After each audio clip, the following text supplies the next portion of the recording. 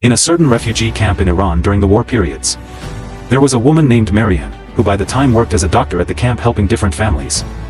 One evening as she was going back at her place, as she was talking to her husband on the phone, she realized that her driver had passed the road that she normally uses.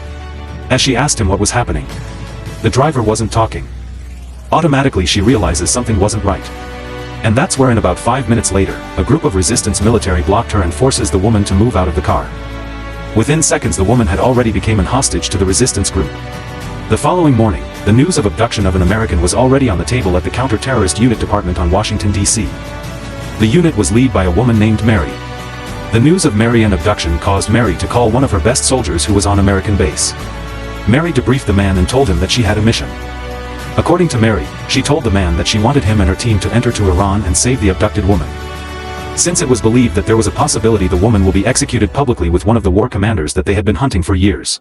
Within 36 hours, the team had already arrived in Iran and started their operation immediately.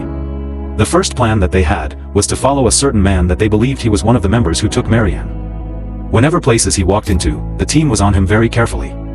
But now as they continued tying the man, they discovered that the man had already made them. And so they had no other choice than taking him by force. With the orders from the headquarters, the team was told to interrogate the man until he gives up the location where the woman was being held at. And that's where they learned that Marianne was abducted by a woman named Fail Ahmed. When Mary, the head of counter-terrorist unit, heard that name, she recognized the woman as the wife of a man called Muhammad Real, who was the leader of the most famous rebellion group in Iran. Whereby according to the military records, it is believed that the man was killed in a drone attack like a week ago. But after putting it together, they realized that Marianne was abducted not to be killed, but to do a medical operation on the husband. Meaning the man didn't die at all. Now the team had a very big decision to make. They were told that according to the previous discovery of the rebellion leader to be alive, the government of America had released orders that the hospital where the rebellion leader was being operated at to be bombed by the military drone. Meaning that the woman abducted will die in the hospital too, sacrificing her with the rebellions. But now the team couldn't let that happen at all. And so they decided in one way or another they must rescue the woman.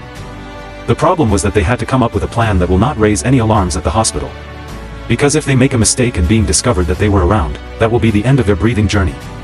Since the hospital was surrounded by rebellion guards over, the main objective was to lure out the terror woman out of the surgery room, so as Marianne would be left alone unguarded, giving them a perfect chance to rescue her. But now when Mary was monitoring them from DC headquarters, they detected danger at the hospital. Whereby what the team on the ground didn't knew, is that they were walking into a trap already.